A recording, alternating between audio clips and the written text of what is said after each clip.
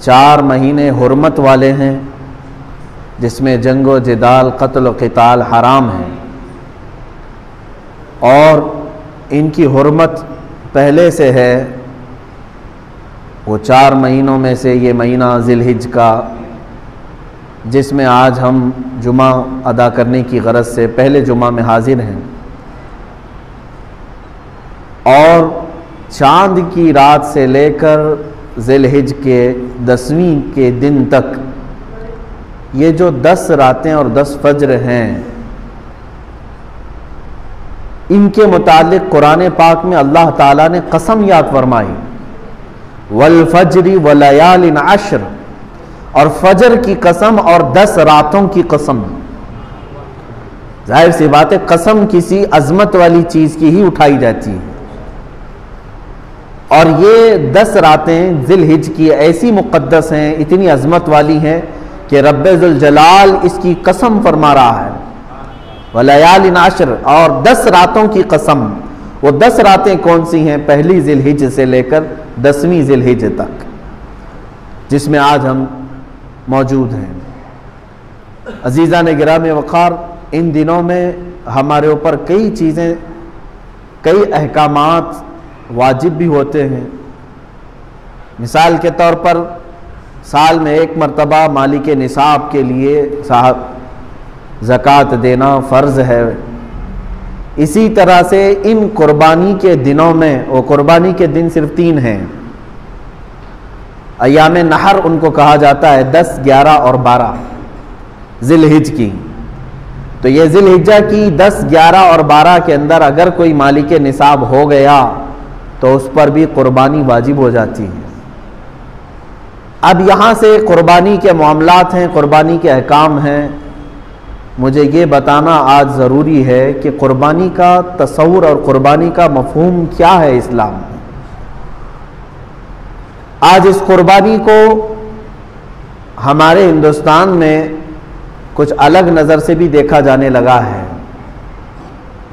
बात दर हकीकत कुर्बानी की नहीं है, बल्कि तुम्हारी इबादत की है। ये तो बहाना है कि कुर्बानी है।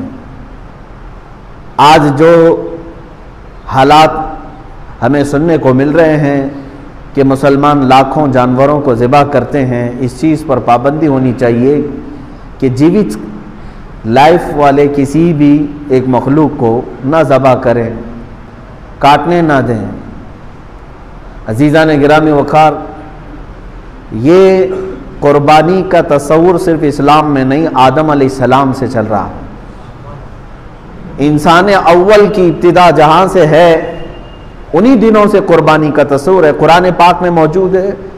6ठे पारे में रब ताला ने फरमाया, वत्लु अलैहिम नबअ बनी आदम बिलहक़ इज़ क़र्रबा क़ुरबानन फ़तुक़ुब्बिल मिन अहदिहिमा वलम युतक़ब्बल मिनल आख़र।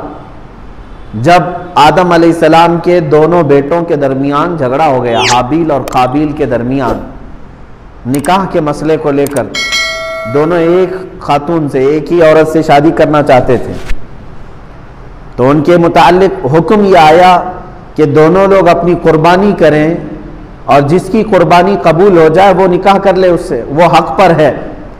तो उस ज़माने में कुर्बानी का तरीक़ा ये था कि वो अपने जानवर को ज़बह करके किसी ऊंची जगह पर, पहाड़ पर या खुले मैदान में रखे, आसमान से एक आग उतरती और उस कुर्बानी को उठा ले जाती, यानी अचानक वो कुर्बानी का जानवर गायब हो जाता।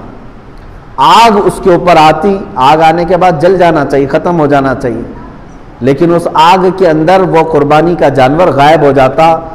तो ये समझा जाता कि ये इसकी कुर्बानी कबूल हो चुकी है।